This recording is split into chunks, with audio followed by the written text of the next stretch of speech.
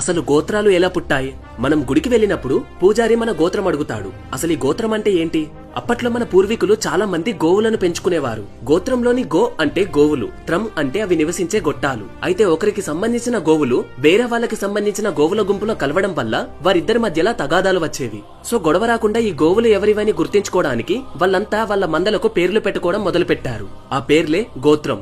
అయితే ఒక గోత్రంలో ఉన్న ఎద్దులు ఆ గోత్రంలో ఉన్న ఆవులతో కలిసి పిల్లలు కనకూడదు. ఎందుకంటే సేమ్ జెనెటిక్స్ కాబట్టి పిల్లలు సరిగ్గా పుట్టేవి కావు. సో అవి వేరే గోత్రంలో ఉన్న ఆవులతో మాత్రమే పిల్లలు కనాలి. ఇక ఆ తర్వాత ఈ ఆవుల గోత్రాలే మనుషులు కూడా పాటించడం మొదలు పెట్టారు. అండ్ ఇక్కడ కూడా సేమ్ రూల్. ఒక గోత్రంలో ఉన్న అబ్బాయి సేమ్ గోత్రం ఉన్న అమ్మాయిని పెళ్లి చేసుకోకూడదు. బట్ రాను రాను మన వాళ్ళంతా క్యాస్ట్లు క్రియేట్ చేసుకుని ఆ క్యాస్ట్ అంతటికి ఒకే గోత్రం పేరు పెట్టుకుని తిరిగి ఆ గోత్రం వాళ్ళనే పెళ్లి చేసుకోవడం మొదలు పెట్టారు. కానీ ఋగ్వేదం ప్రకారం అమ్మాయి అబ్బాయి గోత్రాలు వేరువేరుగా ఉండాలి. బట్ ఇప్పుడు చూస్తే అలా అవ్వట్లేదు. ఒకవేళ ఇప్పుడు గనక ఒక గోత్రం గల అబ్బాయి వేరే గోత్రం అమ్మాయిని పెళ్లి చేసుకుంటే అది ఇంటర్ క్యాస్ట్ మ్యారేజ్ అవుతుంది. సరదాగా మీ గోత్రం ఏంటో కింద కామెంట్ చేయండి.